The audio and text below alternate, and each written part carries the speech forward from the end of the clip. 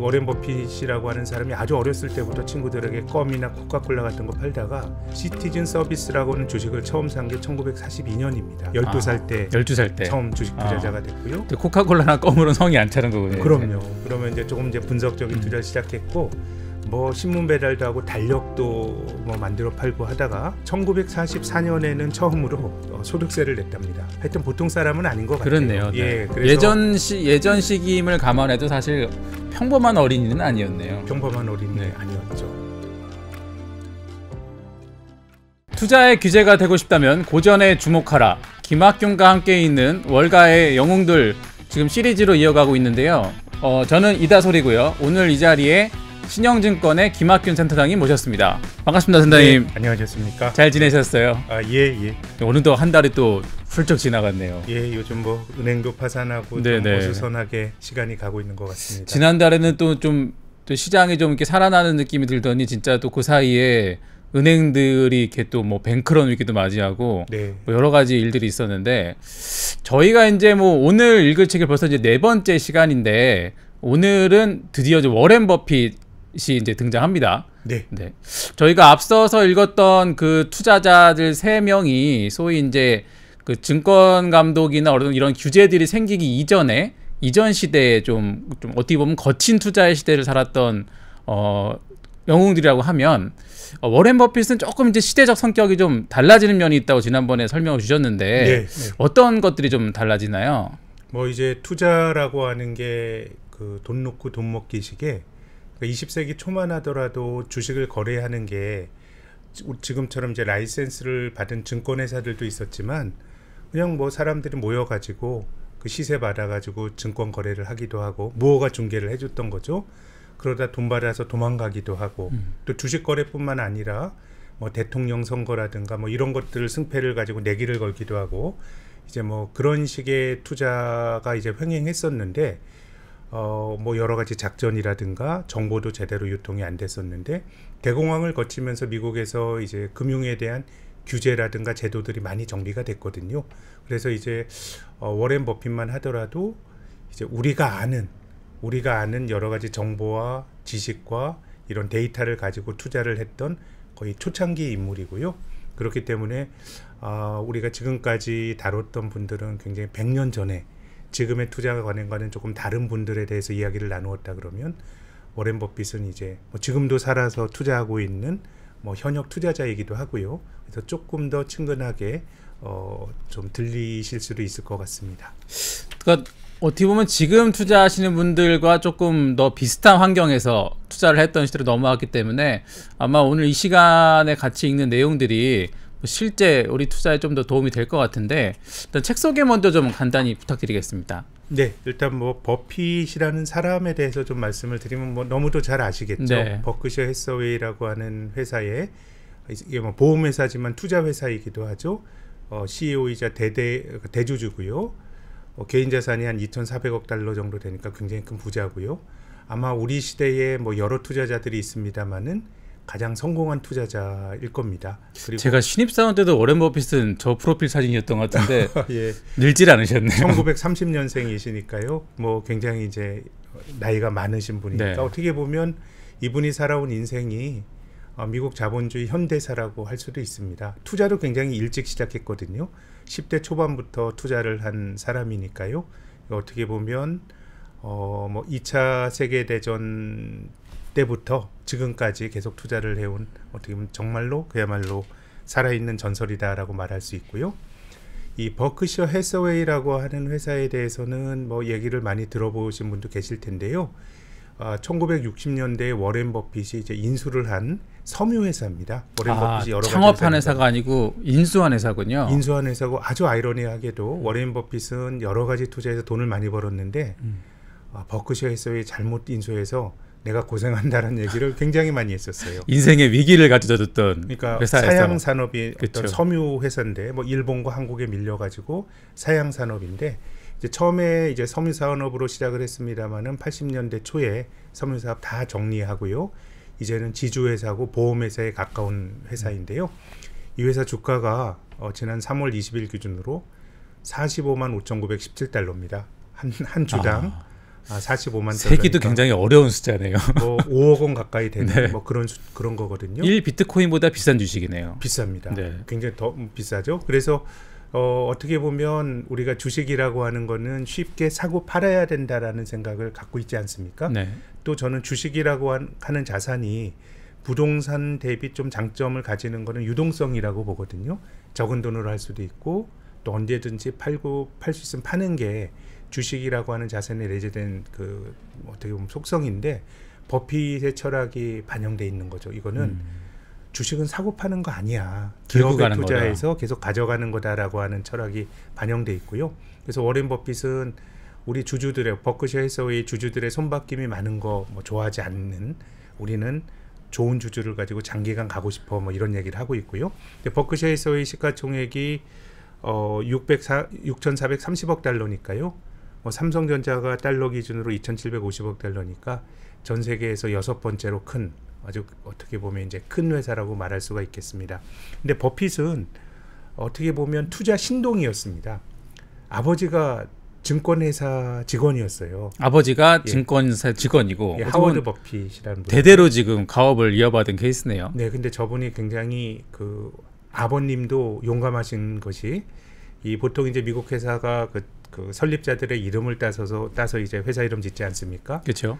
버핏 스콜레니카 앤 컴퍼니라고 하는 걸 창업한 게 1930년입니다. 대공황 직후에 주가가 만신창이가 되던 그런 시절인데 물론 이제 그 버핏의 아버지가 만든 회사가 지금 우리가 보고 있는 아주 규모가 크고 이런 증권회사라고 생각하시면 안 됩니다. 네네. 그냥 주문만 받아서 거래 체결해주는 전화기 몇 개 놓고 하는 작은 회사지만은 아무튼 그 아버지의 영향을 받았다고 말할 수가 있고요. 근데 이 아버지가 굉장히 독특한 게요. 아마 공화당 의원으로 미국 하원 의원 한 3선 정도까지 했던 또 정치인입니다. 네. 그리고 또 나중에는 미국의 아주 극우적인 주장을 하는 쪽으로 좀 심취가 된 뭐 그런 이야기들도 좀 나오는데요. 근데 버핏은 어렸을 때부터 뭐 숫자와 뭐 여러 가지 뭐 분석하는 데 심취된 그런 좀 아무튼 좀 독특한 아동이었던 것 같아요. 아버지의 배경만 보면 좀 엄친한 느낌이 좀 나네요. 약간 아주 막 흑수저보다는 그래도 좀 어느 정도 중산층, 최소 중산층 이상의 가정에서 동네 중산층이죠. 네. 할아버지는 또 이제 그 오마하 지금 이제 그 워렌 버핏이 투자하고 있는 버크셔에서의 본사가 아마 거기 있죠. 네. 그래서 오마하에서 그 뭐라 그럴까요? 마트를 하셨다 그럴까요? 마트를 하셨다. 뭐 그런 거를 했던 분이시고요.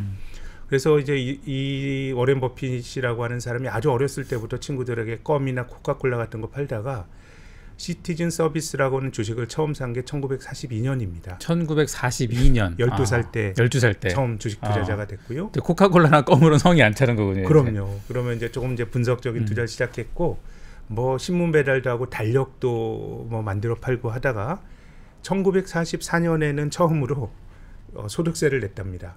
그러니까 14살 때. 그러니까 좀 하여튼 보통 사람은 아닌 것 같아요. 그렇네요. 네. 예, 그래서 예전 시기임을 감안해도 사실 평범한 어린이는 아니었네요. 평범한 어린이 네. 아니었죠. 그리고 이 시절이 굉장히 주식이 어려웠던 시기입니다. 이제 그 그림은 이 1900년도부터 최근까지 다우 지수를 그려놓은 건데요. 대공황 직후에 이제 주가가 한번 그 꼬꾸러진 이후에 1929년 대공황 이전의 주가를 회복한 건 1955년에야 거의 20년 정도 지난 다음에 그렇습니다. 회복을 했고 그러니까 이제 굉장히 어려운 시절에 투자를 시작을 했고요. 또 다른 측면에서 생각해 보면 버핏이 살아온 시대는 주식이 비교적 괜찮은 시기. 그렇죠. 대공황 이후 네. 20년이 주식이 굉장히 나빴던 시기거든요. 근데 그 기간에 버핏은 대공황이 시작됐을 때 태어나서 그렇죠. 학교 다니고 했던 때가 이제 시장이 나빴던 때입니다. 또 이제 박스권에 있을 때 이제 유년 시절을 보내고 그렇죠. 물론 이제 본격적인데 그 10대부터 시작을 했지만 어려울 때 시작을 했지만 자기가 이제 돈을 모아서 그 사모펀드죠. 버핏의 네. 투자 조합을 만들고 했던 거는 비교적 이제 미국 자본주의가 흥하고 주식도 좋을 때 했기 때문에 어떻게 보면 버핏이라고 하는 인물은 20세기 아주 풍요로운 미국을 상징하는 또 그런 인물이라고 볼 수도 있겠습니다. 정말 이렇게 태어나고 또 활동했던 시기조차도 상당히 상징성이 있는 인물인데 네. 저거 보니까 이제 55년에 고점을 벗기고 가는데 버핏이 이제 52년부터 본격적인 투자를 했으니까 네. 어쨌든 굉장히 그 투자를 활발히 하던 초기에 좀 상당히 좋은 장에서 그럼요. 활동을 했다고 봐야겠네요. 그렇습니다. 예. 근데 저게 그냥 뭐 약간 사담인데 제가 이제 주변에 있는 뭐 선배들이나 뭐 후배들 동기들을 쭉 봐도 어떤 시기에 투자를 좀 시작했냐가 네. 그 투자자의 좀 색깔을 좀 정해주는 경우들이 좀 있더라고요. 네. 그러니까 시작하자마자 쪽에 소위 좀 호황기를 보냈던 분들 같은 경우는 아무래도 조금 낙천적이고 네. 공격적인 성향이 있는 것 같고 시작하자마자 이제 좀 힘들게 고생하신 분들은 좀 보수적으로 가는 경향들이 있는데 네. 어쨌든 맞습니다. 워렌 버핏 같은 경우는 상당히 좀 미국의 경제나 증시에 대해서 좀 긍정적인 사고를 할 만한 어떤 환경에서 투자를 시작했다. 저희가 이렇게 보면 되겠네요. 그렇죠? 그때가 자본주의 황금기였죠. 2차 세계대전 끝나고 정치적으로는 냉전이 있었지만 이 세계대전으로 파괴가 됐던 어떤 것들을 복구하면서 1950, 60년대를 우리가 보통 자본주의 황금기라고 하는데요. 네. 좋은 시절에 출발했고 다만 이제 지금 주가 차트 보시는 것처럼 60년대 후반부터 70년대까지는 굉장히 또 어려운 시기였고요. 또 닷컴 버블이 붕괴가 되고 21세기 초반 10년도 미국 시장은 또 어려웠던 시기니까요. 그렇죠. 또 나름 좋은 거 나쁜 거 다 경험하면서 80년 투자를 하고 살았으니 참 보통 사람은 아닌 것 같습니다. 네, 12살에 투자를 시작해서 80년간 투자를 하고 있는 네. 버핏의 이야기 계속 들어보겠습니다. 네. 그리고 이제 버핏이 여러 가지 우리가 워렌 버핏이라고 하는 사람에 대해서는 투자를 하지 않으시는 분도 들어보셨을 겁니다. 정확하게 연예인이죠, 거의 뭐. 예. 그렇죠. 구루, 투자자들에겐 구루기도 하지만 일반 대중들에게는 또 셀럽 아닙니까? 셀럽이죠. 네. 뭐 어떻게 말씀드려야 될까요? 요즘은 안 하는 것 같은데 버핏과의 점심 식사하면 그거 유명했죠, 뭐 그렇죠. 30만 불씩 네. 내고 식사하고 그러지 않습니까? 진짜 다들 그거 갔다 오면 무슨 얘기 듣고 왔나 엄청 궁금해했었는데. 네. 근데 이제 우리가 서점에만 가봐도 아마 교보문고 가셔서 버핏 쳐보면 절판된 책까지 합치면은 아마 100권이 넘을 겁니다. 제가 직접 산 책만 해도 최소한 너댓 권을 저희 집에도 책장에 꽂혀 있는 것 같아요. 네, 버핏이라는 이름이 들어간 책들이. 그 버핏을 인용한 책은 많은데 근데 버핏이 쓴 책은 하나도 없습니다. 실제로 쓴 책은 없다. 예전에 이제 버핏이 요즘도 격주간으로 발간되는지 모르겠는데요. 그 포춘이라고 하는 미국의 유명한 이제 경제 잡지가 있죠. 네. 거기 뭐 이제 기고를 한 것도 있고. 그래서 포춘과 버핏이 굉장히 이제 그 미디어와 친합니다. 짧은 글을 쓴 건 있는데 버핏이 직접 기노업에 글을 쓴 건 없고요. 우리가 이제 버핏의 생각을 아는 방법은 매 3개월이 지날 때마다 이 버핏과 같은 그 큰 투자자들은 투자하게 되면 이제 미국의 증권거래위원회에 신고해야 되거든요. 최근에도 작년 4분기에 워렌 버핏이 대만의 그 파운더리 반도체 업체인 TSMC 샀다가 또 바로 또 팔아버렸다 이런 그렇죠, 뉴스 네. 이제 들으실 겁니다. 어떻게 투자하는지는 이제 그 3개월마다 한 번씩 아실 수 있고요. 나머지는 이제 버핏이 세상과 소통하는 방법은 주주 서한입니다. 주주 서한이라고 하면 주주들에게 보내는 뭐 편지죠, 일종의. 그렇죠. 예, 버크셔 해서웨이 주주들에게 매월 주총할 때마다 이제 글을 쓰는데요. 물론 이 글도 버핏이 직접 쓰진 않는 것 같아요. 구술을 하고 아까 말씀드렸던 그 포춘이라고 하는 잡지의 기자인 캐롤 스미스라고 하는 여성 기자가 있는데 이 사람이 이제 포춘 그만두고 이제 버크셔 해서웨이에서 일합니다. 네. 그래서 매년 5월경에 이 버크셔 해서웨이 주주총회를 하거든요. 주주들에게 버핏이 말하는 주주 서한을 캐롤 스미스가 써주는 걸로 알고 있고요. 그래서 이제 주총 있을 때 버핏의 생각을 알 수가 있고 또 이제 워렌 버핏의 그 버크셔 해서웨이 주주총회에 가면 한국에도 이제 투자자들이 많이 참관하러 갑니다. 그렇죠. 가게 되면 이제 토크를 합니다. 네. 1930년생인 워렌 버핏과 뒤에서 말씀드리겠지만 1924년생인 찰리 멍거. 24년. 예, 버크셔 해서웨이 부회장이죠. 네, 그래서 그렇죠.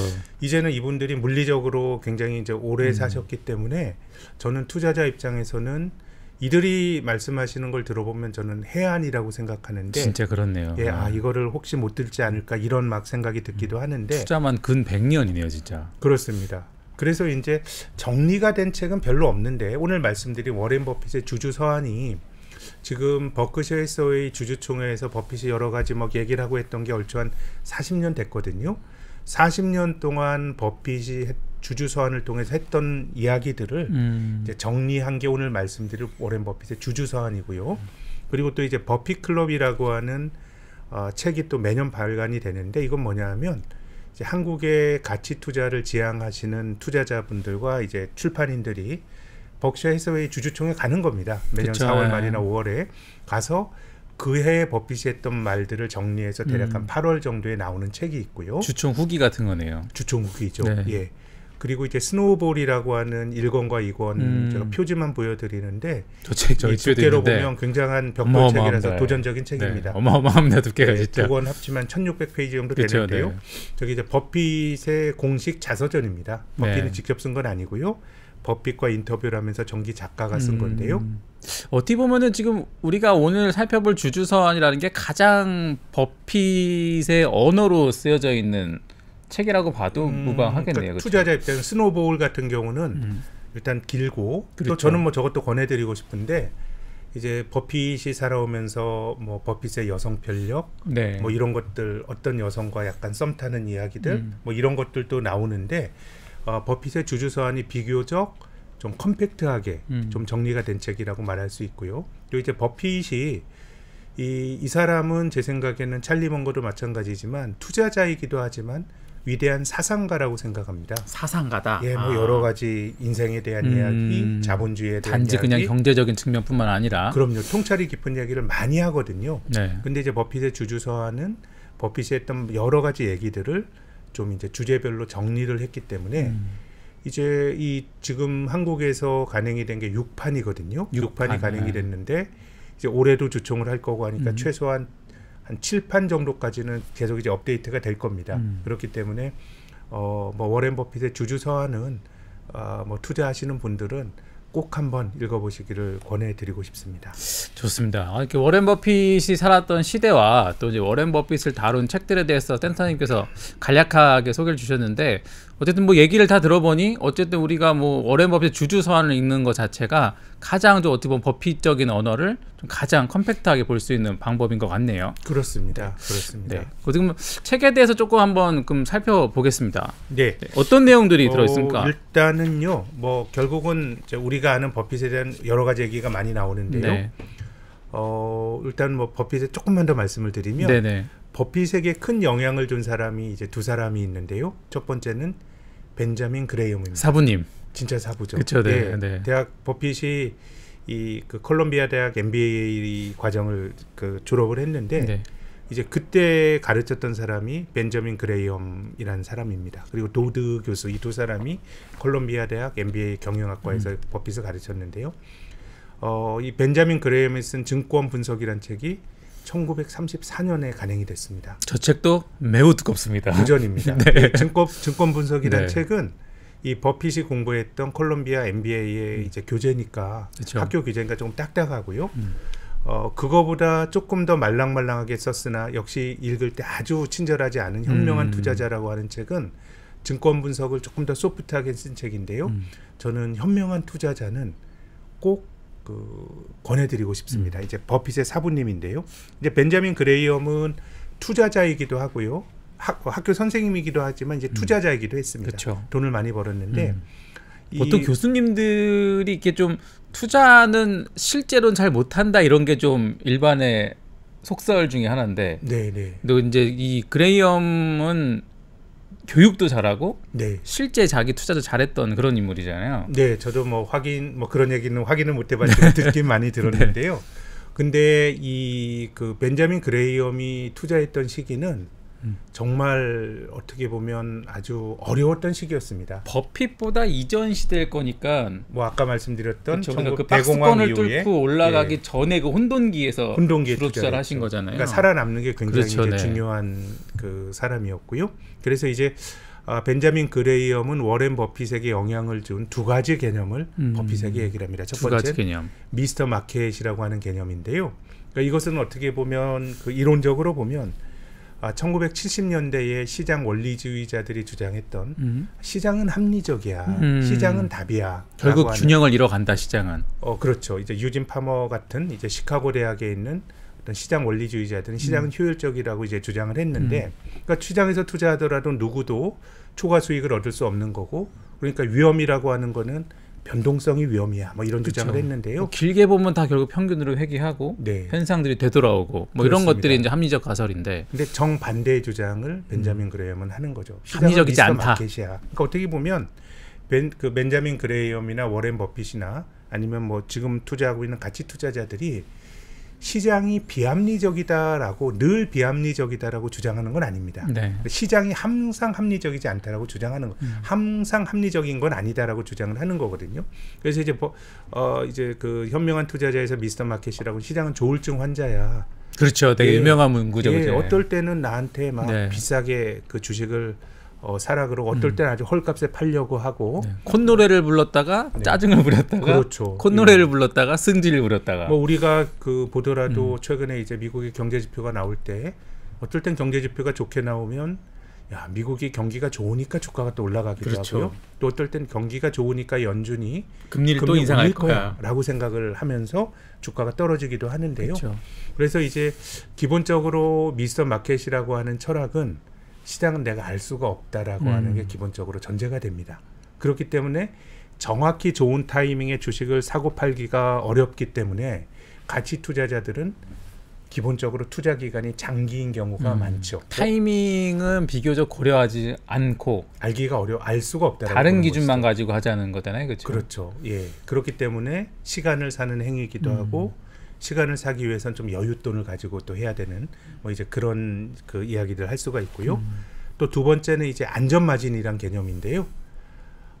시장이 굉장히 비합리적이고 우리가 그러기 위해서는 이제 기업의 적정한 가치를 측정할 수 있어야 되는데 버핏을 비롯한 벤자민 그레이엄도 그렇습니다만은 기업의 가치도 이 자연과학의 논리처럼 정확히 알 수는 없다고 생각합니다.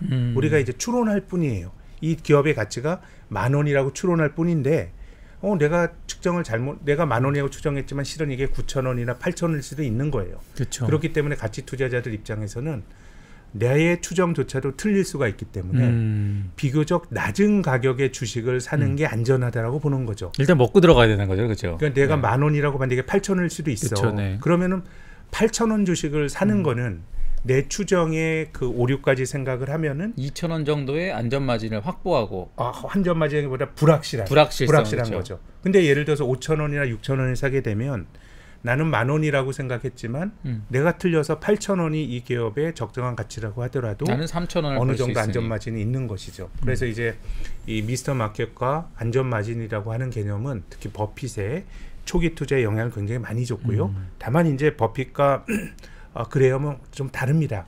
이제 그레이엄의 경우에는 대공황 때 경험했던 그때 투자자이기 때문에 그렇죠. 망하지 않는 게 굉장히 중요하고요. 살아남는 게 가장 일단 우선이 돼야 되는 시대였죠 그때는. 그리고 사람들이 주식을 안 했던 시기이기 때문에 주가가 굉장히 많이 저평가돼서 거래가 되는 게 많았기 때문에 그래서 이제 꽁초 주식이란 얘기를 합니다. 이거 뭐 좋은 건 아닌데 꽁초가 버려져 있는데 내가 주워 가지고 툭툭 털고 몇 번 빨고 버리면 되는 그런 주식들이 굉장히 많았기 때문에 잘못하면 벤자민 그레이엄 같은 경우는 샀다가 잘못된 어떤 선택을 정말 내가 꽁초인 줄 알고 물었는데 침이 잔뜩 묻어서 한 번도 빨지 못하고 버릴 수가 있으니까 이 사람은 극단적인 분산 투자를 강조했어요.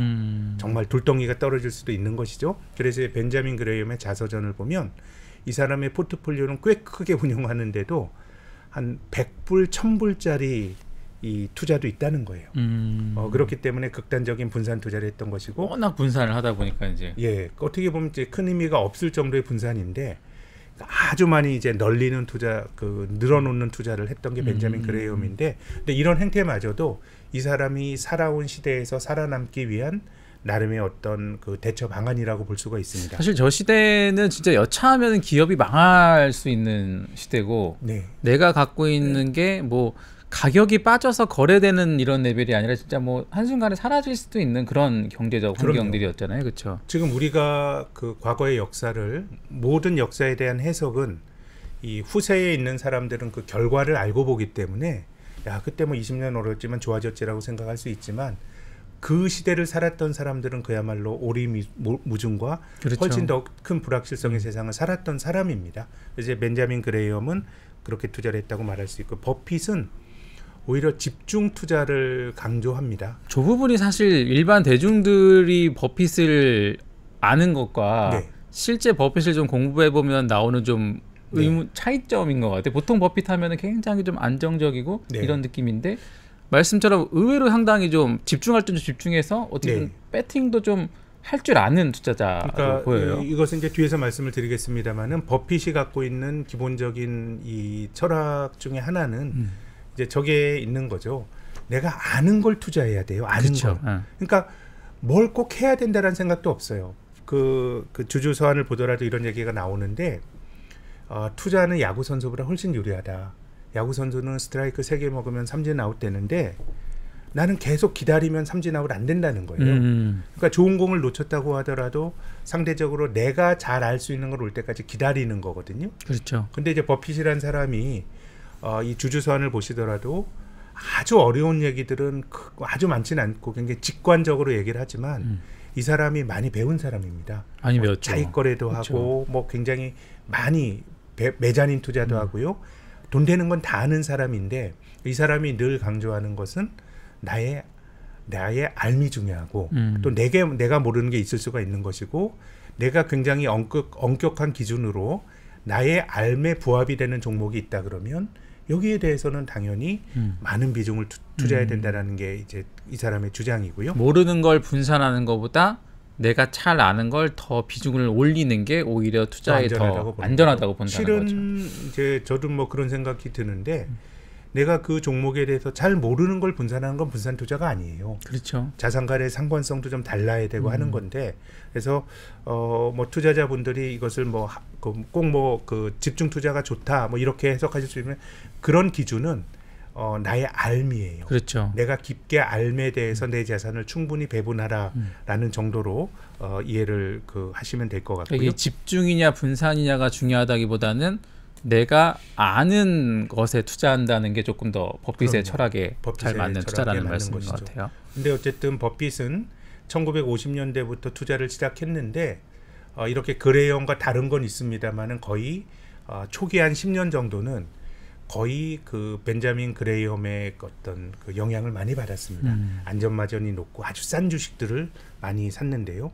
버핏에게 또 결정적인 또 영향을 줬던 다른 한 사람이요. 두 번째 남자. 예, 찰리 먼거입니다. 버핏이 투자 시작하고 1957년에 만났는데 이 스노우볼을 보면 두 사람이 이제 첫눈에 뭔가 합이 맞는 사람이라고 첫눈에 반했어요. 사실 저런 소위 좀 동료? 동반자를 만난다는 게 사실 모든 이 사회생활하는 직장인들의 어떻게 보면 로망일 수 있는 것 같은데 딱 정말 그런 사람을 만났어요, 그렇죠? 그렇죠. 어떻게 보면 이제 고수와 고수가 만났는데 이 1957년에 버핏과 먼거를 연결해줬던 사람이 이제 두 사람 같이 하는 지인인데요. 같이 그 오마하에 있는 오마하 클럽이라고 하는 데서 얘기를 나누다가 이 두 사람 너무 좋아서 그냥 몇 시간 얘기를 하고 소개시키는 중간에 갔다는 얘기가 스노우볼에 나오는데요. 찰리 먼거는 이제 이런 겁니다. 벤자민 그레이엄식으로 생각하면 늘 담배꽁초식의 저평가된 주식을 찾아다녀야 되는데요. 근데 어느 정도 주가가 올라가고 이렇게 되면 저평가된 주식이 별로 없어지는데 이 먼거가 버핏에게 준 아주 중요한 조언은 무난한 기업의 주식을 싸게 사는 것보다 좋은 기업의 주식을 제값 주고 사는 게 낫다라고 하는 거예요. 뭐 코카콜라라든가 애플이라든가 요즘 버핏의 포트폴리오에 많이 들어가 있는 종목은 뭘로 보더라도 그 벤자민 그레이엄이 말했던 담배꽁초 주식 아니거든요. 그렇죠. 사실 애플을 매입한 가격도 뭐 따지고 보면은 그렇게 막 바닥이라는 느낌은 아니었어요, 그렇죠? 굉장히 이제 몇 년 올라간 다음에 샀었죠. 그렇죠, 근데 이제 그 이후로도 주가가 이제 많이 올랐는데요. 그래서 이제 그 버핏이 이런 얘기를 했어요. 내가 찰리 먼거에게 영향을 받는 이행기에 그때 놓여 있었는데 마치 청교도 개혁운동 시기에 사는 것과 비슷했다. 하루는 마틴 루터 킹 목사의 연설을 듣고 하루는 교황의 연설을 듣는 시기였는데요.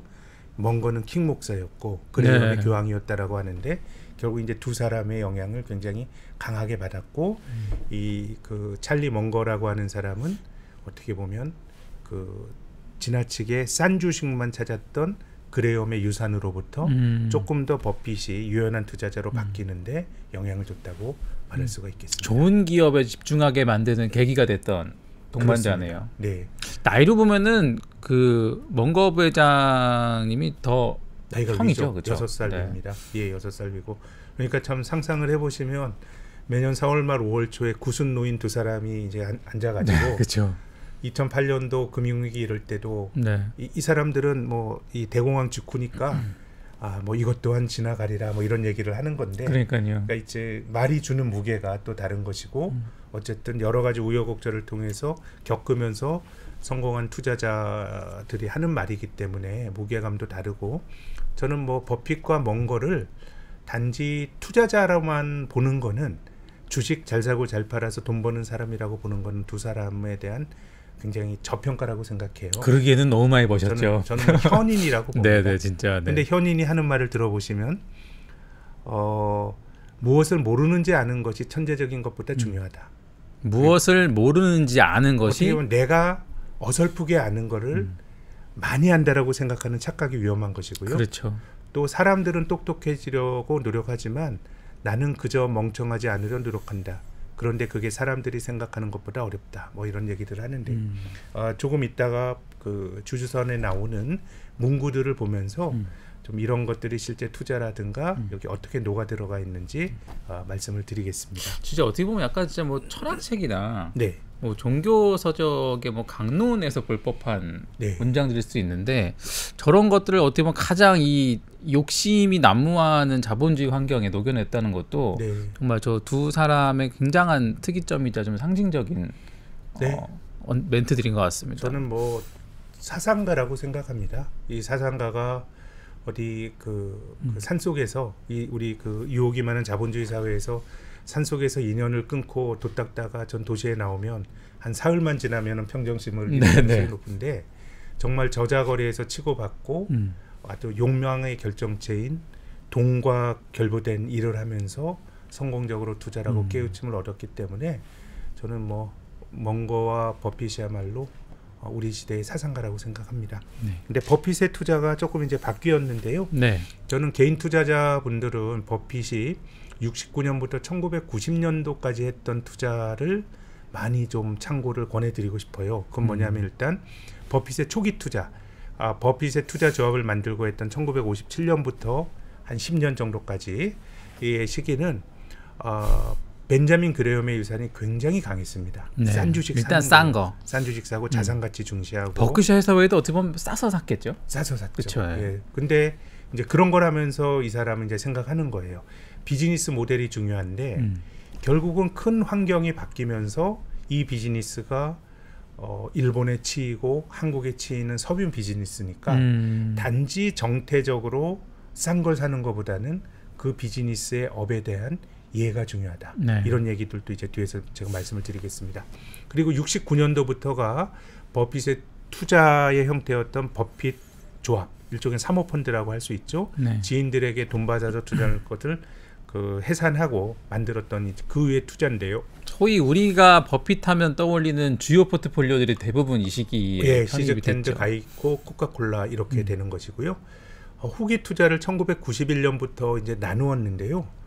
굳이 이제 중기 투자와 후기 투자를 구분한 이유는 뭐냐면 1990년대만 그 정도만 되더라도 버핏이 버크셔 해서웨이 자산이 너무 컸어요. 그렇죠. 네. 투자 아이디어가 좋은 게 있더라도 조그만 투자는 의미가 없었어요. 유동성도 안 받쳐주고. 예, 뭐 예를 들어서 그 내 자산이 뭐 10조를 투자하는데 뭐 2억 원, 3억 원의 투자 기회라고 하는 건 의미가 없으니까. 이거 설령 이걸로 뭐 5배를 먹을지언정. 그렇죠. 전체 자산에서 크게 기여하는 뭐 바가 없는 5배 거죠. 먹는다고 한들 자기 포트폴리오의 수익률 개선에는 도움이 안 되니까 저는 그 1990년대부터 버핏의 투자는 약간의 이제 기관 투자가의 어떤 비록 무난한 주식들, 그렇죠. 은행주 사고 이런 쪽으로 가져가는 것 같고요. 많이 살 수 있는 거. 네, 그럼에도 불구하고 뭐 버핏의 투자는 뭐 최근에 하는 투자까지도 저는 굉장히 여러 가지로 인사이트라든가 배울 점이 있다고 생각하는데 뭐 제가 주관적으로 생각하는 버핏 투자의 정수는 이 1970년대, 80년대에 투자했던 버핏 투자 인생의 중기 투자가 개인 투자가들에게는 여러 가지 좀 시사점이 많을 거라고 생각을 합니다. 네, 일단 중기 투자에 대해서 조금 더 포커스를 맞추면 개인 투자가들이 버핏의 투자를 따라하는 조금 더 도움이 되겠네요. 네, 한번 뭐 시즈캔디나 가이코라든가 뭐 이런 회사들 한번 참조하시면 좋을 것 같고요. 그래서 뭐 여러 가지 초기, 중기 이런 걸 다 그 통틀어서 이 버핏 투자에서 반복되는 원칙들, 이게 주주서한에도 이제 그 흐르는 그 맥이 흐르는데요. 첫 번째 이제 정보의 질을 중시합니다. 이 사람은 자기들 판단 내리는 그 일종의 의사결정의 그 중과의 틀이 되는 인풋이 되는 기본 데이터들이 되게 좋아야 된다고 생각하는 거예요. 그래서 뭐 여러 가지 그 데이터 자체가, 예를 들어 최근에 뭐 2차 전지 같은 거 많이 올라가는데요. 뭐 이런 것들의 시장의 규모라든가 이런 것들을 그 추정하기 힘든 것들은 잘 투자하지 않죠. 버핏은 이게 나쁘다라고 말하는 게 아니에요. 그렇죠. 잘 모르겠다. 예, 투자에 답이 있다고 보지도 않아요. 뭐 돈 버는 게 어떻게 보면 투자의 결과인 것인데 자기는 비교적 이제 예측이 가능한 데이터를 가지고 판단을 내리겠다라는 것이고요. 이제 버핏의 또 책을 보면 이런 얘기 나오는데, 우리나라에 대해서도 버핏이 포스코를 사고 그러지 않았습니까? 그렇죠. 한국에 대해서도 굉장히 아주 찬사를 보냅니다. 네. 우리나라 전자공 시스템 잘 돼 있고요. 이런 거 다 볼 수 있다. 인터넷 다 볼 수 있으면 굉장히 중요한. 그리고 또 이제 버핏이라고 하는 사람이 이 월스트리트 저널과 같은 일간지로 본다는 거 아니에요? 그렇죠. 예, 아프리카까지 여행을 가도 버핏의 아들이 보내줍니다. 근데 당연히 리얼타임이 아닙니다. 그렇죠. 그럼 그건 이제 본인의 루틴이에요. 예, 지나간 거라도 거기서 뭔가 아이디어나 이런 걸 찾는 거죠. 그래서 기본적으로 뭐 아주 남들 모르는 무엇이라기보다 정보의 질이 높고 가측성이 높은 거에서 여러 가지 이제 고민을 하고요. 또 이제 기업의 경우는 싼 기업을 샀던 게 이제 60년대 버크셔 해서웨이 같은 초기 투자 그러면 이제 이익이 꾸준히 늘어나는 이익 성장이라든가 이런 것들을 중시하는 게 있고, 특히나 이제 경영진의 중요성에 대해서도 많이 강조를 합니다. 지금 버크셔 해서웨이 자회사가 60개가 넘거든요. 거기에 대해서도 이제 경영진들에게 거의 전적으로 위임을 하는. 62개면 한국으로 치면 거의 이제 재벌 그룹이죠, 그렇죠? 재벌입니다. 네, 아마 이제 버크셔 해서웨이가 2008년 금융위기 이럴 때 이제 철도 회사 같은 거 샀거든요. 네. 그래서 아마 제가 정확치는 않은데 이 버크셔 해서웨이라고 하는 그 자회사는 그 그룹이 미국 전체 고용에 아마 10손가락 안에 들어가는 굉장히 큰 회사가 됐습니다. 아, 투자자회사 62개를 다 합치면 네. 고용도 진짜 상당한 수준이겠네요. 그렇죠. 미국 경제에도 굉장히 중요한. 그리고 이제 제가 말씀드렸던 찰리 먼거를 만난 이후에 유연 투자 스타일이 조금 이제 유연화됐고. 그렇죠. 예. 근데 이제 보면 제 생각에는 대단히 직관적이고 상식적인 그 어떤 그 투자에 대한 애티튜드를 보인다는 게 제 생각에는 뭔가 이제 투자라는 게 별난 것을 찾고 아주 남들 모르는 걸 찾고 그런 것 같지는 그렇죠. 않아요. 네. 저도 이제 최근에 그 버핏 관련된 이제 투자 기사를 보면서 와, 이거는 진짜 좀 대단하다 느꼈던 투자가 이제 한 몇 년 전부터 그 일본의 상사업체들을 네. 상당히 많이 투자했었잖아요. 예. 근데 그래서 그때만 해도 뭐 이게 상사업종이라는 게 뭐 상당히 뭐 성장 산업이라 이런 느낌이 없었는데 네. 이 어느 순간에 또 이 인플레이션과 이 자원 가격의 상승이 맞물리면서 네. 나중에 지나고 나서 사람들이 이런 맥락에서 또 상사주 투자했었구나 했던 것들이 진짜 저거는 어떻게 보면은 좀 긴 내공과 사실 남들이 지겨워서 안 보던 데이터들을 꾸준히 그럼요. 이렇게 팔로우했던 거에 대한 꾸준함의 힘이었을 거라 생각이 들더라고요.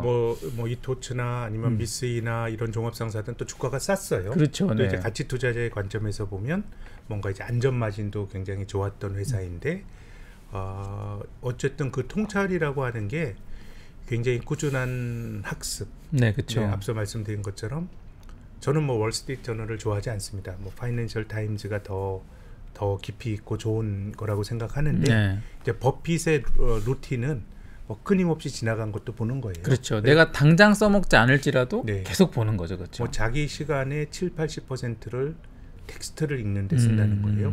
투자할 때 우리가 이건 또 약간 극단적인 경우인데 이 버핏이 초기 투자할 때는 주주 행동주의 같은 역할도 했었어요. 네. 싼 주식을 사가지고 막 이사회 같은 데 가서 주총에 가서 막 주장도 하고 이런 게 나오는데 또 최근에 또 이제 주주 서한에 그 주총의 주주 서한에 나온 걸 보면 우리는 어떤 투자 의사 결정을 내릴 때 문서만 본다. 문서만. 기업 탐방 이런 거 안 하고 그리고 경영자와의 미팅 이런 걸 가지고 이제 한다고 하는 거니까 이 동일한 걸 보더라도 동일한 정보를 보더라도 현상을 보더라도 해석하는 그렇죠. 이런 좀 남다른 또 해안이 있는 게 아닌가 싶습니다. 요즘은 주주 행동주의를 하시는 게 아니라 그냥 사버리시잖아요. 그냥 해서. 맞아요. 그런 얘기. 지분 뭐 2, 3%, 5% 이런 게 아니고 그냥 네. 뭐 50%, 네, 맞습니다. 뭐 30% 이렇게 사버리니까. 네, 맞습니다. 그런데 이제 이런 버핏이라고 뭐 이렇게 불패였냐? 그건 아닙니다. 네. 보면 이제 버핏이 본격적으로 투자한 이후 가장 어려웠던 시기가 1973년, 74년 이 시기 같아요. 이때는 이제 버핏이 거의 투자한 자산이 거의 반토막이 났고, 반토막. 찰리 먼건 그거보다 더 깨졌고. 네. 근데 우리가 보면 버핏 지금 이제 버크셔 해서웨이 주가와 S&P 500 지수를 그려놨는데요. 주주 서한에서 이제 나옵니다만은 버핏은 버크셔 해서웨이 주가를 갖고 경영 성과를 그 성과를 평가하지 않습니다. 네. 이거 어떻게 보면 시장은 미스터 마켓인데 늘 어떻게 보면 과대평가되고 또 그 오버킬이 돼서 이 저평가되는 게 이제 시장이기 때문에 이 버핏은 자기 사업의 평가를 버크셔 해서웨이의 연결 재무제표에 순자산이 늘어나는 거, 그 기업이 실제로 벌어난 늘어나는 걸 가지고 이제 평가를 하는데, 근데 뭐 순자산의 증가와 이제 주가가 아주 뭐 따로 가는 건 아니니까요. 그렇죠. 큰 방향성은 비슷하죠. 네. 그래서 이제 1999년도 닷컴 버블 있을 때 그때 보시면 버크셔 해서웨이 주가가 19% 떨어졌는데 S&P 500은 한 19%가 올랐어요. 네. 갭이 꽤 되죠. 이때 나스닥은 뭐 한 40% 정도 올랐을 것 같습니다. 그리고 2019년, 20년도 이제 굉장히 이제 부진했고요.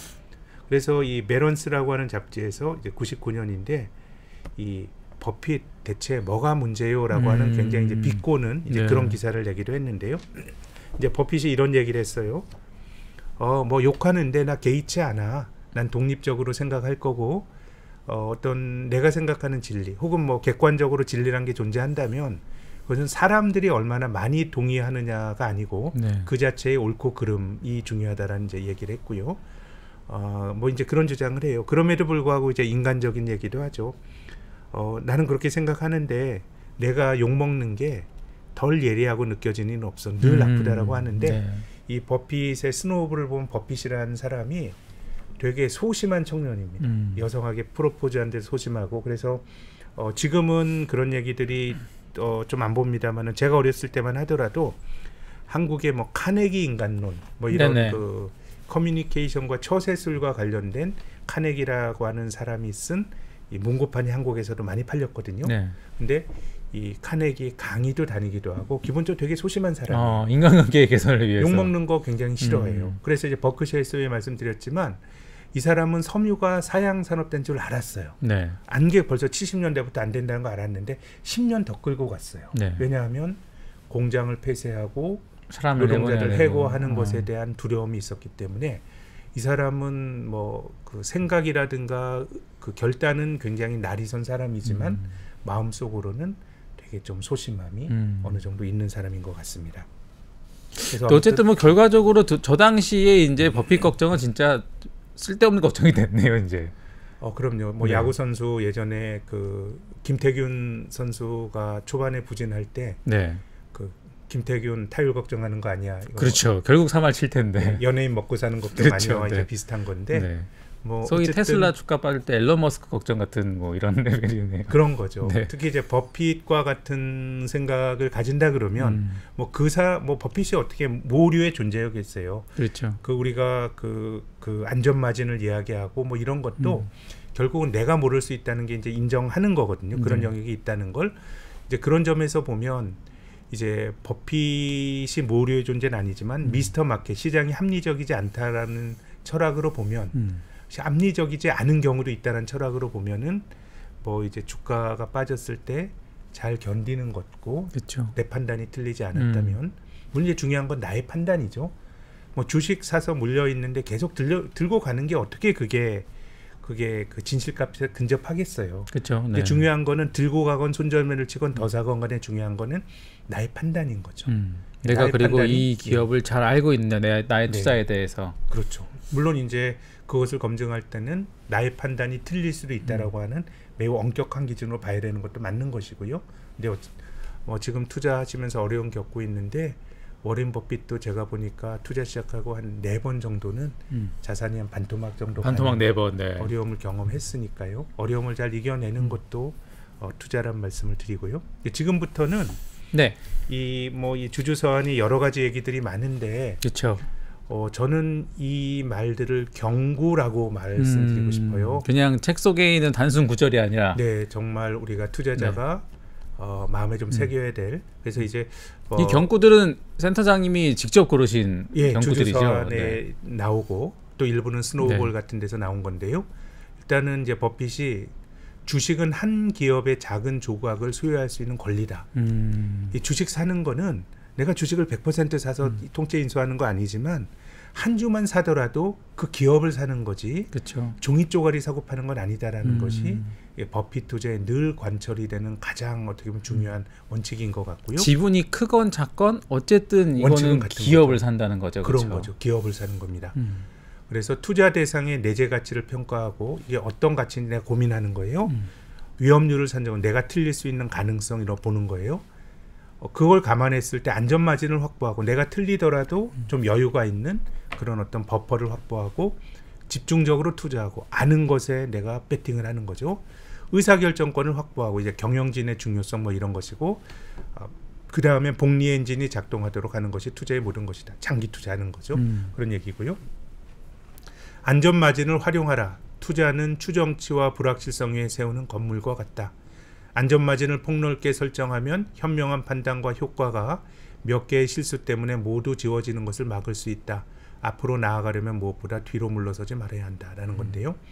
우리가 정말 이 사람이 잘 아는 거에 대해서 집중 투자해야 된다라는 철학을 갖고 있는 사람이잖아요. 그렇죠. 근데 내가 잘한다고 생각하는 것마저도 틀릴 수가 있는 거예요. 그런 것이 어떻게 보면 안전마진이란 철학 안에 녹아 들어가 있다고 생각합니다. 안전마진을 상당히 많이 강조하고 있어요. 그렇죠? 그렇습니다. 네. 그래서 우리가 아는 이 PBR 0.2배 이런 건 이제 벤저민 그레이엄의 그 철학이 많이 반영이 된 건데 그런 주식이 이제 별로 없어요. 그래서 없죠, 이제 그렇죠.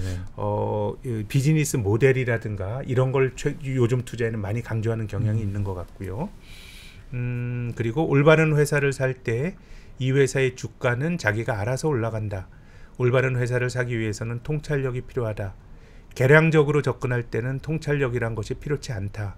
오로지 수치들이 문제이다. 결과적으로 질적인 판단을 잘하는 투자자들이 진짜 큰 돈을 버는 경향이 있다. 이것은 벤자민 그레이엄으로서의 지적인 독립입니다. 그렇네요. 네. 순자산과 비교해서 PBR이 낮은 거 결국 이런 거보단 통찰력이라는 것이고 이것이 이제 비즈니스 모델이라는 식으로 저는 해석할 수 있다고 생각합니다. 소위 이제 중기 투자 이후에 버핏을 어떤 상징하는 그 전에 투자가 좀 싸고 안전 마진이 있고 이런 것들이 이제 포인트였다고 하면 이제 회사 자체의 역량과 가치에 대해서 이제 눈을 뜨게 되는 그 경구들이네요. PER 30-40배 이런 걸 사지는 않아요. 근데 PER 15배 정도 되는 코카콜라를 산다 그러면 코카콜라 밸류에이션이 크게 안 바뀌어요. 그렇죠. 근데 이제 PER 15배가 유지가 된다고 하더라도 이익이 늘어나면 그것만큼 주가가 올라가는 거니까요. 그렇죠. 근데 저 그 문장은 벤자민 그레이엄으로부터의 지적 독립과 더불어서 찰리 먼거의 유산이 있는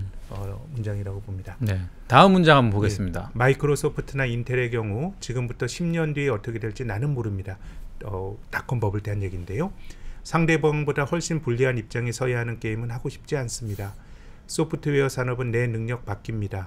우리는 딜리바는 잘 알지만 소프트웨어는 잘 모릅니다. 딜리바는 이제 시즈 캔디라고 하는 그 워렌 버핏이 70년대 초에 아주 성공적으로 투자했던 거기서 나오는 바예요. 그러니까 이제 모르는 건 안 한다라는 거고. 근데 모름에 대해서 버핏이 배타적인 건 아니에요. 그렇죠. 인정을 하는 거죠. 나는 내가 모른다라는 거죠. 소프트웨어 산업이 나쁘다는 게 아니고 그럼요. 나는 그 산업을 알 능력이 없다. 그렇죠. 자기가 아는 걸 하는 것이고요.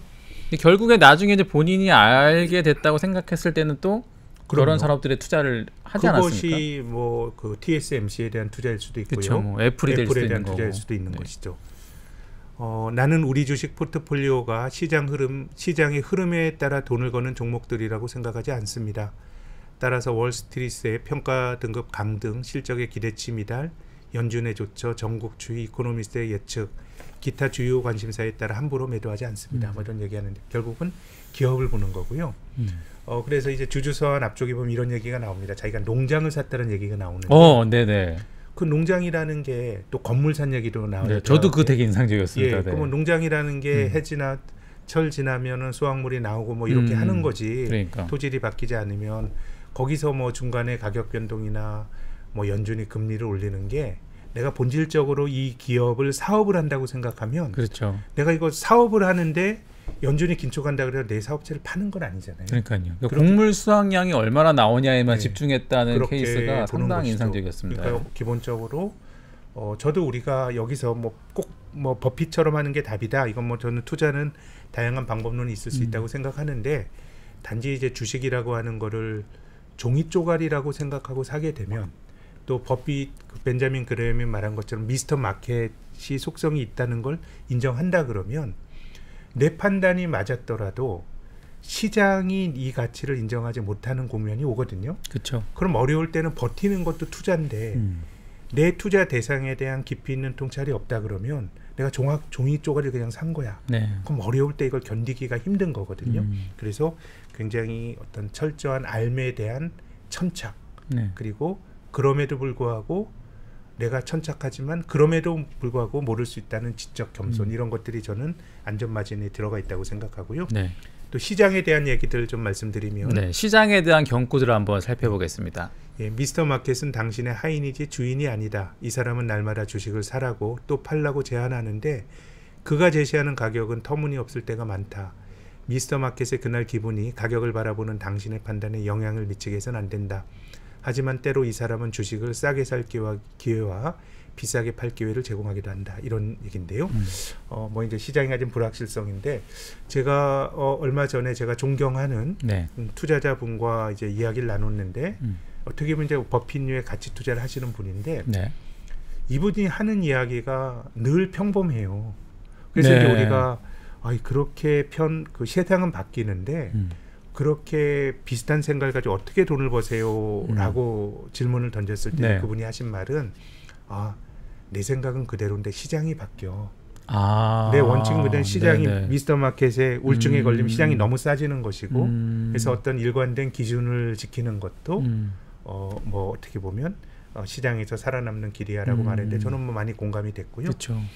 또 메아리처럼 남이 하는 대로 따라서 인생을 사는 것은 훨씬 쉬워 보이지만 그건 앞서가는 사람이 실수하지 않을 때만 그렇다라는 건데요. 예, 뭐 결국은 이제 뭐 대중들이 늘 맞는 건 아니니까요. 그렇죠. 알매에 대한 나의 어떤 통찰 이런 것들이 필요한 것이고 또 어떻게 보면 이 안전마진이라고 하는 거는 약간은 대중과 달리 간다라고 하는 게 투영이 되어 있습니다. 그 태도 안에는. 왜냐하면 사람들이 그 인기 주식이라 그러면 그것은 적정 가치의 수렴에 있던가 적정 가치보다 더 높아질 가능성이 높거든요. 네. 근데 안전마진이라고 하는 거는 결국 사람들이 그 주식의 가치를 인정하지 잘 몰랐기 때문에 가격이 싸게 거래가 되는 거거든요. 그렇죠. 그렇기 때문에 약간은 조금 역발상이나 컨트렐리안적인 사고가 들어가 있다고 볼 수 있고요. 우리는 생각보다 보수적이다. 좋은 기회가 있더라도 레버리지를 많이 일으키지 않는다. 일시에 거금을 벌 기회를 놓쳤다고 후회해 본 적은 한 번도 없다. 누군가가 나보다 더 부유해지는 것이 뭐가 그리 문제인가? 혹시 한번 생각해 볼 만한 그런 거고요. 네. 주가가 하락하는 것은 주식시장의 본성이다. 하락장에서 사람들은 고통스러워한다. 보수적인 투자와 기적을 바라지 않는 꾸준한 저축이 답이다. 몇몇은 평균보다 높은 수익을 낼 수도 있지만 대체로 힘든 일이다. 기다림이 필요할 때도 있다. 네. 그런데 밑에 있는 5번째 문장은 상당히 짧은데 강렬하네요. 멘트가. 네, 치매는 다른 분야보다 금융에서 더 많이 일어난다. 네. 우리가 뭐 잊은 것 같지만 뭐 최근에 뭐 미국의 은행이 파산하고 스위스의 유서 깊은 CS가 어려움을 겪고 있는데 저는 역사 속에서 반복되는 패턴이라고 봐요. 그렇죠. 네. 예, 금리 올렸을 때 부주의하게 행동한 사람들이 어려워지고 그것을 매개했던 금융기관들이 어려워지는 거니까 좀 과거 사례 물론 이제 과거만 가지고 미래를 보는 거는 좀 뭐 그것도 맹목이겠지만 기본적으로 과거 사례에서 인사이트를 얻을 수 있는 부분이 많은 것 같고요. 또 이제 비슷한 얘기입니다. 네. 가끔은 주가가 50%나 폭락할 수도 있습니다만 뭐 자기도 한 4번이나 반토막을 경험했으니까요. 그렇죠, 네. 차익금을 쓰지 않으면 감정을 조절할 수 있는 사람에게는 장기적으로 주식이 좋은 선택일 겁니다. 저게 이제 변동성이 심한 미스터 마켓에 대응하는 이제 네. 마음의 자세들인 거죠. 이제. 예를 들면 내가 그 레버리지를 일으켜서 주식을 샀다라고 하는 거는 시장의 흐름을 알 수 있다라고 하는 어떻게 보면 버핏이 생각할 때는 오만이 투영이 된 걸 수도 있을 거예요. 시장을 좀 예측하려고 하는. 그걸 내가 어떻게 알아? 네. 단지 나는 내 투자의 대상에 집중을 해서 이 주식에서 계속 이 기업이 계속해서 캐시플로우가 좋다 그러면 궁극적으로 그걸 반영하겠지라는 게 이제 버핏의 철학이고요. 잘 모른다라는 거죠. 그렇죠. 마지막 문장입니다. 미래는 네. 결코 분명하지 않다. 주식시장에서 긍정적인 의견 일치를 얻으려면 많은 대가를 치러야 한다. 불확실성이야말로 장기 가치 투자를 하는 사람에게 좋은 친구다. 불확실성이 존재하니까 안전마진도 저는 있는 거라고 생각합니다. 그렇죠. 네.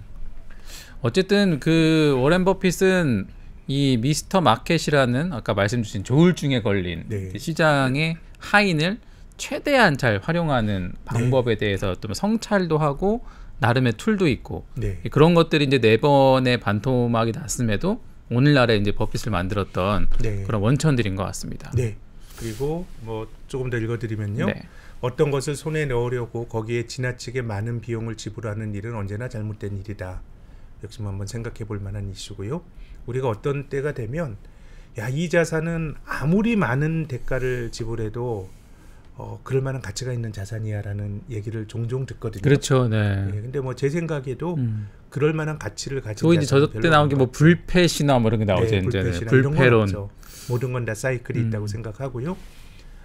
그리고 나쁜 생각보다 좋은 생각으로 인해 더 많은 곤란을 당할 수 있다. 좋은 생각에는 한계가 있다는 사실을 잊어버리게 되는 경우가 많다. 이것도 보면 예를 들어서 어떤 사람들이 말도 안 되는 솔깃하게 네. 이건 너에게만 하는 말인데 그렇죠. 내부자 정보인데 라고 하면 거기서 무장해제가 되는 거예요. 그렇죠. 네. 우리가 보통 합리성을 가지고 이것저것 깐깐하게 보는 사람도 보통의 사람들이 그 현상을 스크린하는 깐깐한 기준 걸리는데 이게 너무 좋은 생각이나 은밀하다라고 생각을 하게 되면 그런 것들을 필터링하는 기준이 굉장히 약해지는데요. 그렇죠. 뭐 우리가 주변에서 흔히 볼 수 있는 일인 것 같습니다. 너만 알고 있어. 그럼요. 딴 데 가서 물어보지 마. 사실은 뭐 너무도 많은 그렇죠. 사람이 알고 있겠죠. 그런 좋은 아이디어가 저한테 들어올 리가 없는데 그죠? 아마도 많은 사람들이 그리고 또 전문가가 아니어도 만족스러운 투자 수익을 얻을 수 있습니다. 그러나 자신의 한계를 인정하고 매우 확실한 방법을 선택해야 합니다. 이건 뭐 알미라고 생각해요. 네. 깊게 알아야 되는 거고 이를 단순하게 유지해야 하며 일확천금을 노려서는 안 됩니다. 누군가 즉시 이익을 내주겠다고 약속하면 즉시 거절하십시오. 예, 공감되는 말입니다. 네. 자산의 장래 가격 변동에 초점을 맞춘다면 그것은 투기입니다.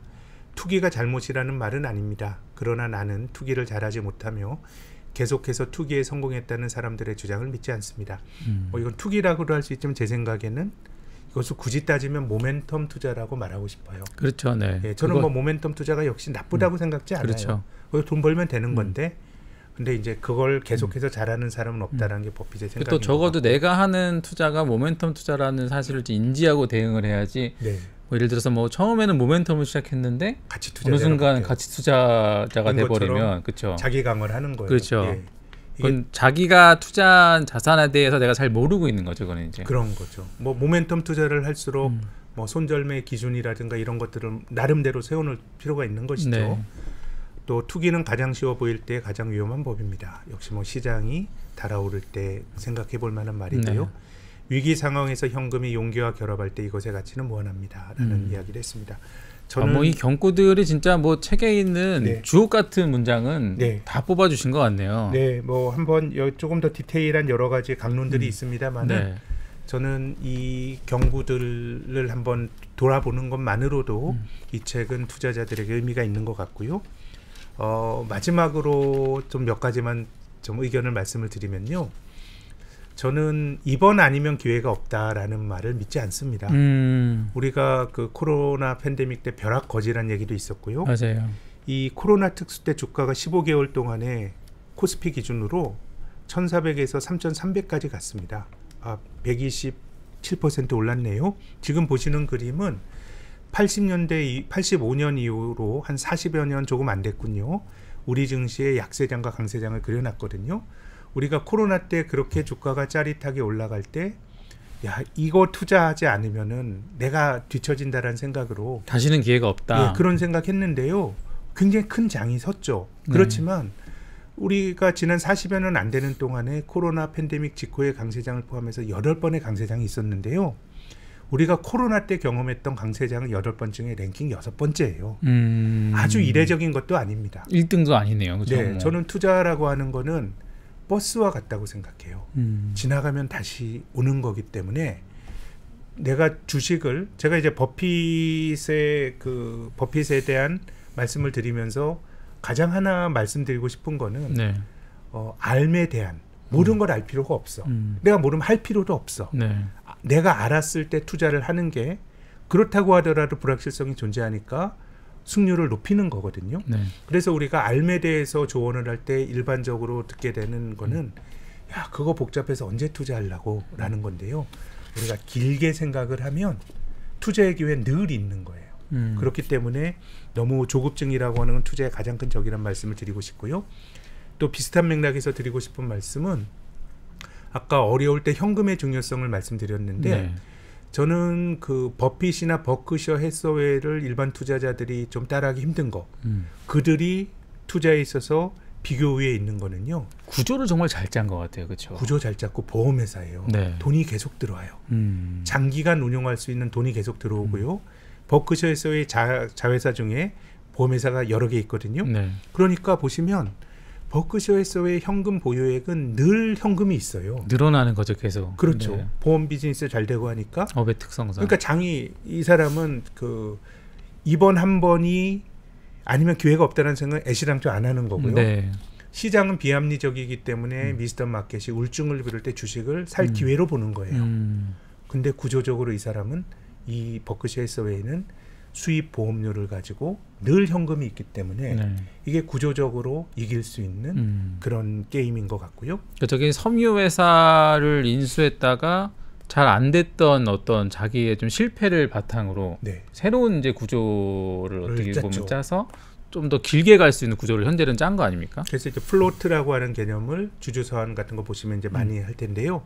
이게 통찰력 있는 투자자들에게는 굉장히 유리한 그 캐시플로우가 있는 것이고요. 네. 한 7, 8년 전에 토마 피케티라고 하는 프랑스의 좌파 경제학자가 21세기 자본이란 책을 썼어요. 그렇죠. 네. 굉장히 두꺼운 책이지만 이 책의 요지는 이게 우리가 노동을 통해서 버는 근로소득보다 자산소득 증가율이 훨씬 더 역사적으로 높았대요. 그렇죠. 노동이 이제 따라갈 수 없다라는 결론의 책이었던 걸로 기억합니다. 결국 이제 부의 불균형이 커졌다는 게 피케티의 주장이거든요. 그러니까 이 얘기는 우리가 투자를 하고 살아야 될 당위성이기도 하다고 봐요. 그렇죠. 우리가 그쪽에 되는 쪽에 이제 붙어야 되는 거고 또 다른 한편으로 생각하면 저는 버핏이야말로 뭐 새로운 거라기보단 굉장히 똑똑한 사람이지만 우리가 아는 원칙들을 가지고 했던 사람이에요. 뭐 잘 아는 거에 투자하고 늘 올라갈 때마다 다 벌려고 하지 않고 늘 주식 투자할 돈이 있고 모르는 건 안 하고. 예, 그럼 이건 어떻게 보면 조급함이 없는 거고요. 그렇죠. 이건 부자의 속성과 굉장히 유사해요. 저희가 투자 많이 한 저희 회사에서 거래한 좀 돈 많으신 고객들과 뵙게 되면 우리 작년 가을처럼 어려운 장에서는 그분들도 마음 아프죠. 자기 그렇죠. 자산이 깨지니까. 그렇지만은 늘 돈이 있는 사람은 빠졌으면 바닥에 또 사요. 그렇기 때문에 저는 꼭 강조드리고 싶은 거는 우리가 돈 벌기 위해서 투자하잖아요. 부자가 되기 위해서요. 저는 그 욕망을 우리가 그 욕망을 복구할 필요 없다고 생각해요. 그렇지만은 이 투자라고 하는 게임은 부자에게 절대적으로 유리한 게임입니다. 그러니까 우리가 부자처럼 행동해야 돼요. 내가 돈이 적더라도. 근데 우리가 돈이 적음에도 불구하고 빨리 하려고 하는 건 조급함이나 빨리 가려고 하는 거거든요. 마지막 말씀입니다. 이건 이제 스노우볼에 나오는 말인데요. 버핏이 하는 말입니다. 나는 아주 일찍부터 눈덩이를 단단히 뭉친 뒤 굴렸습니다. 만일 이보다 10년 늦게 시작했더라면 그 눈덩이는 지금 언덕에 서 있는 눈덩이와는 완전히 달랐을 겁니다. 그래서 난 학생들에게 조금이라도 더 일찍 그 게임을 시작하라고 권해드리고 싶습니다. 금액이 클 필요는 없습니다. 조금이라도 일찍 시작하는 편이 뒤늦게 시작하는 것보다 훨씬 낫습니다. 라는 얘기를 했는데요. 버핏이 큰 부호지만 이 사람 재산의 90% 이상은 65세 넘긴 나이에 형성이 됐어요. 남들은 은퇴할 시기인데 투자라고 하는 것이 그렇죠. 이게 뭐 우리가 육체적으로 세하더라도요. 앞서 말씀드린 구순 노인들이 나와서 벅셔 해서웨이에서 아주 생생한 아주 그렇죠. 인사이트 있는 전 이들이 투자자였기 때문에 치매에 안 걸렸다라고도 생각해요. 장수의 비결인데요. 세상에 관심 가지고 네. 또 욕심도 있겠죠. 그렇죠? 네. 그러니까 된 거기 때문에 저는 이 책이 주는 진정한 교훈은 투자나 인생은 테크닉이나 비기가 아니다. 그렇죠. 그리고 긴 호흡을 가지고 원칙을 가지고 계속 하다 보면 뭐 그런다고 보장은 없죠. 그렇죠. 원칙을 네. 가지고 하다가 실패한 사람은 당연히 많을 거라고 봐요. 그렇지만은 어느 정도 승률을 높일 수 있다라고 하는 것이 그렇죠. 저는 굉장히 상식적인 어떤 그런 그 버핏의 조언 안에 이 주주서한 안에 흐르는 진정한 정신이라고 생각합니다. 꼭 한번 읽어보시면 마지막 경구가 저도 참 와닿는 게 저도 이제 뭐 어떤 분이 뭐 꿈이 뭐예요라고 물어보면 그냥 진짜 7, 80 먹어서도 평생 투자하다가 늙고 싶습니다라는 얘기를 뭐 얘기도 하고 실제 저의 이제 목표이기도 한데 저게 결국은 오래 할 수 있는 무언가를 갖춘다는 게 굉장히 좀 어려운 거잖아요. 어쨌든 그 오래 할 수 있는 뭔가 환경을 갖추고 나의 내공을 갖추고 그걸 계속 반복하다 보면 어느덧 65세가 넘은 나이에도 재산이 뭐 10배 불어날 수 있는 이런 좋은 예를 보여줬던 문구인 것 같아서 개인 투자가들이 보실 때 저 마지막 경고 특히 꼭 좀 유의 깊게 생각하시면 좋을 것 같습니다. 단순한 얘기지만 찰리 먼거가 한 말을 마지막으로 요 말씀 마칠 텐데요. 네. 투자를 보면 지적인 능력도 굉장히 중요한 것 같지만 실은 기질이나 태도가 중요한 것 같다는 얘기를 했거든요. 기질과 태도가 중요하다. 어떻게 원칙적인 자세 이런 거라고 생각합니다. 그래서 다 하려고 하지 마시고요. 내가 알 수 있는 범위를 조금씩 넓혀 나가고 또 그럴 때 우리가 가늠하기 힘든 우리가 그 작년에 장이 그렇게 어려울 줄 알았습니까? 그렇죠. 코로나가 그렇게 올라갈 줄 알았습니까? 본질적으로 모르는 거니까. 금리가 올라갈 줄 알았지만 이렇게까지 빠르고 많이 올라갈 줄은 잘 몰랐죠. 그럼 우리가 기본적으로 알 수는 없기 때문에 내 원칙을 유지하다 보면 이 변덕심한 미스터 마켓이 늘 기회를 주기도 하고 하는 거기 때문에요. 좀 긴 호흡으로 하시는 말씀을 꼭 드리고 싶습니다. 네. 오늘 그 워렌 버핏의 주주 서한에 대해서 김학균 센터장님과 같이 한번 얘기 나눠봤는데 저는 옆에서 이렇게 뭐 앉아 있으면서 진짜 너무 좋은 강의를 한편 들은 것 같아서 개인적으로 너무 귀한 시간이었고요. 좋은 책이 너무 좋은 해설자를 만난 아주 귀한 시간이지 않았나 싶어서 개인적으로 큰 감사를 드립니다. 버핏이 레전드이죠. 네. 이 지금 그 월가의 영웅들 중에 오늘 이제 요 워렌 버핏의 주주 서한인데 이거 이제 센터장님 너무 자세히 설명해 주셔가지고 이걸로 퉁치지 마시고요. 그럼요. 네, 여기 보면 이제 알에 대한 통찰로 가득 찬 보물 창고 이런 이제 그 부제들 해설이 있는데 정말 한번 읽어보시면 이게 정말 여러분이 투자하심에 있어서 오래도록 기억될 수 있는 보물 창고 역할을 할 수 있는 책이니까 꼭 한번 시간 되실 때 한 번씩 좀 일독하시면 투자에 상당히 도움을 받을 수 있지 않을까 싶습니다. 네, 다음 책도 말씀드리면요. 네. 다음 책은 하워드 막스라고 하는 역시 현존하는 투자자입니다. 워렌 버핏이 가장 또 좋아한다는 하워드 막스 편지의 주인공 아닙니까? 그런 주장을 하고 있습니다. 네. 또 결도 좀 비슷합니다. 네. 그래서 하워드 막스의 투자와 마켓 사이클의 법칙이라는 책을 가지고 또 말씀을 드리도록 하겠습니다. 네. 자, 오늘 이제 저희 그 워렌 버핏에 대한 책을 같이 살펴봤고요.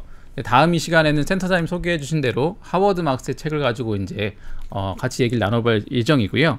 오늘 함께 읽은 워렌 버핏의 주주서한 이 책이 궁금하시면 아래 아마 링크가 나갈 테니까 아래에 링크 참조해 주시면 좋을 것 같습니다. 자, 그럼 오늘 그들의 위대한 삶은 이제 투자의 원칙이 되었다. 월가의 영웅들 함께 하고 있는데요. 오늘 이 시간은 여기서 마무리하고요. 저는 이다솔이었고요. 김학규 센터장님 같이 인사하고 마무리하겠습니다. 네, 감사합니다. 고맙습니다. 앞으로의 철강업계의 주가가 궁금하신가요? 우리나라 철강업계의 수출 물량을 확인해 보세요. 선프로TV 데이터 센터